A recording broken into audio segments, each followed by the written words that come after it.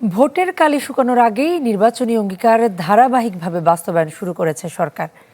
মসজিদের ইমাম, মুয়াজ্জিন সহ সব ধর্মীয় উপাসনালয়ের কর্মরতদের মাসিক সম্মানী প্রদান কার্যক্রমের উদ্বোধনী অনুষ্ঠানে এই কথা বলেছেন প্রধানমন্ত্রী তারেক রহমান।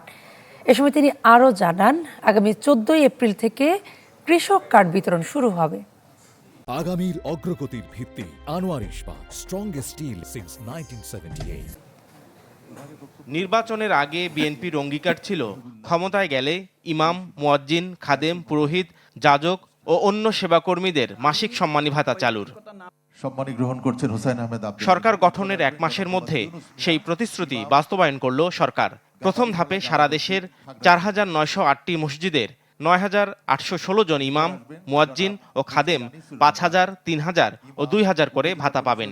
একই সাথে 990টি মন্দির, 144টি বৌদ্ধবিহার ও 396টি গির্জার ধর্মগুরুরা পাবেন সম্মানী। পর্যায়ক্রমিকভাবে ইনশাআল্লাহ সবাইকে এই কর্মসূচির আওতায় অন্তর্ভুক্ত করা হবে। রাজধানীর ওসমানী স্মৃতি মিলনায়তনে ভাতা প্রদান কার্যক্রমের উদ্বোধন করেন প্রধানমন্ত্রী তারেক রহমান। বক্তব্যে সরকার প্রধান বলেন, ভোটের কালি শুকানোর আগেই নির্বাচনী প্রতিশ্রুতি ধারাবাহিকভাবে বাস্তবায়ন করা হচ্ছে।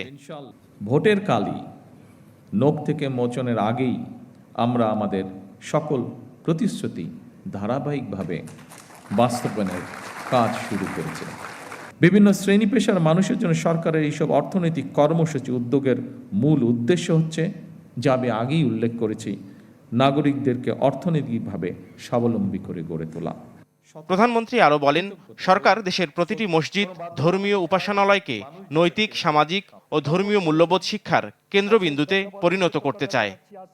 ধর্মীয় বিধিবিধানের আলোকেই আপনারা আপনাদের শিক্ষা, দীক্ষা ও যোগ্যতা এবং অভিজ্ঞতাকে কিভাবে আরও বেশি করে দেশ এবং জনগণের কল্যাণের প্রয়োগ করতে পারেন, সেই চিন্তা এবং চেষ্টাও অব্যাহত রাখা অত্যন্ত জরুরি এই দেশের জন্য।